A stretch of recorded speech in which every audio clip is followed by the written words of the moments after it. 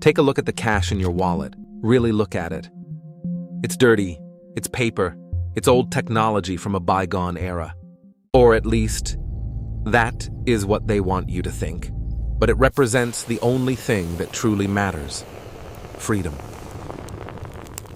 As long as you hold physical cash, no government, no algorithm can turn off your ability to survive. But that freedom is being murdered. Right now, the trap has already been set. They call it modernization. They call it CBDC. I call it what it really is: the digital prison. Welcome to the investigation. Today, we expose the plot to end your money and how to escape before the gate closes. The greatest trick the central banks are ever pulled, convincing you that CBDC is for your benefit.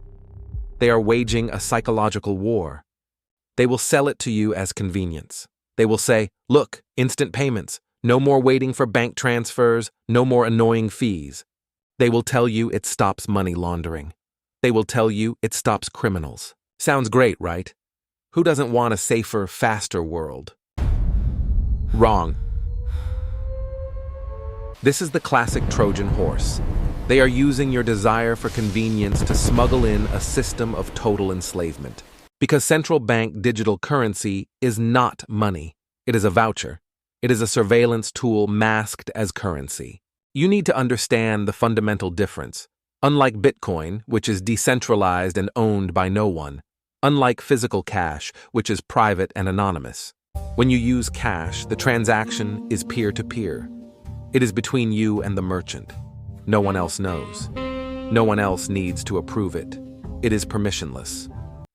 But with a CBDC, every single transaction goes through one central ledger controlled by the Federal Reserve. Think about the implications of that. This creates what philosophers call a panopticon, a prison where the guards can see everyone at all times. The Federal Reserve will know every coffee you buy at 8 a.m. They will know every magazine you subscribe to. They will know every doctor you visit. They will know every political donation you make. They will build a complete psychological profile of you based on your spending habits. And that data will be stored forever. Why do you think bank branches are closing down across America at record speed? Why are ATMs disappearing from street corners? It's not an accident.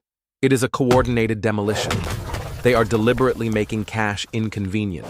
They are removing the infrastructure of the old world to force you onto the digital grid. They are bricking up the emergency exits before they set the building on fire. And once you are trapped inside their digital ecosystem, you will discover the real purpose of this technology. It isn't about speed. It's about control. But surveillance is just the tip of the iceberg. If they only wanted to watch you, they could stick with credit cards and smartphones. They already have that data. The real nightmare, the feature that keeps me awake at night, is programmability.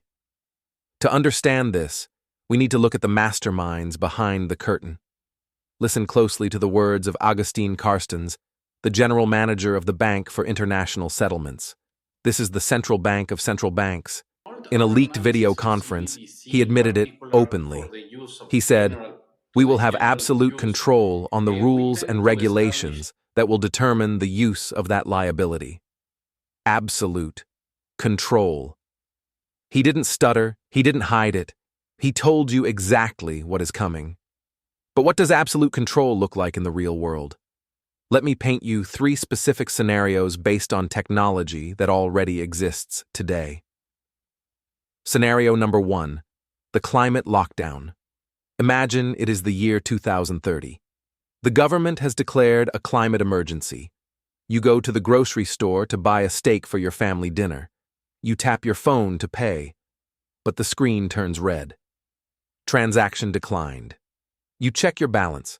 You have plenty of money, but a notification pops up, carbon quota exceeded. Because your money is programmable, the central bank has decided you have bought too much meat this month. You are locked out of the food supply until next month. Sorry, citizen, eat bugs instead. Scenario number 2, political persecution. You think this sounds like science fiction, like a dystopian movie. Just look at our neighbor to the north, Canada. During the trucker protests in 2022, Prime Minister Justin Trudeau didn't need to send in the military to crush the dissent. He didn't need tanks. He simply pressed a button. Using the Emergency Act, he forced banks to freeze the accounts of peaceful protesters. But he didn't stop there. He froze the accounts of anyone who donated as little as $20 to support them. In an instant, single mothers, truck drivers, and ordinary citizens were financially executed. They couldn't buy food. They couldn't pay rent. They couldn't buy gas. And that was with the current banking system, which is slow and clumsy. With a CBDC, that process becomes automatic, instantaneous, and surgical. If you disagree with the regime, they simply turn off your chip. Scenario number 3, the Nigeria experiment. We have a real-world case study of a CBDC launch, and it was a disaster. In 2021, Nigeria launched the Naira. The government promised it would be safe and convenient, but the people rejected it. They preferred cash. So, what did the government do? Did they accept the free market's decision? No. They restricted cash withdrawals. They forced the people into a corner. The result was chaos. Riots in the streets. Banks were burned down. People were starving because they couldn't access their own money. The Naira failed, but the intent was clear. They will use force. They will use hunger. They will burn the old system to the ground to force you into the new one. And finally, the darkest feature of all, expiration dates. This is the holy grail for Keynesian economists. Imagine an economic recession hits. The Fed wants to stimulate spending, but people are saving their money because they are scared. In a CBDC system, the Fed can simply program your digital dollars with a use it or lose it code. If you don't spend your paycheck within 30 days, it vanishes from your account. Or they impose a negative interest rate, deducting 5% of your balance every month. You can no longer save for your children's education. You can no longer build a safety net. You become a permanent consumer, running on their hamster wheel, living hand to mouth, forever at the mercy of the algorithm. Now you have to ask yourself the most important question. Why? Why would the government risk such extreme, totalitarian measures? Why destroy the financial privacy that is the bedrock of a free society? The answer is terrifyingly simple. They are not doing this because they want to. They are doing this because they have to. The system is dying. To understand this, look at the math. It does not lie. The United States national debt has now spiraled completely out of control. We are adding trillions of dollars in debt every single year. The interest payments on that debt are now higher than our entire defense budget. The Ponzi scheme is reaching its mathematical limit. The US dollar's dominance as the world reserve currency is cracking. Countries around the world are dumping the dollar. The global trust in the fiat system is evaporating. The elites, the central bankers, and the politicians know this. They aren't stupid. They have the data. They know that a catastrophic crash, likely in 2025 or 2026, is inevitable. They know they cannot pay back the debt without printing so much money that it causes hyperinflation, turning your dollars into confetti. So they need an exit strategy. They need a great reset. This is where CBDC comes in. It is not a technology for your convenience. It is a tool for liability management. It is the ultimate firewall for the central banks. Think about it logically. When the dollar finally collapses, when hyperinflation hits, what does history tell us people do? They flee. They run to hard assets. They run to gold. They run to silver. They run to Bitcoin. They take their wealth out of the banking system to protect it. But if they implement a CBDC before the crash, they close the exits. They lock the doors. In this new system, they can manage the collapse. They can implement negative interest rates.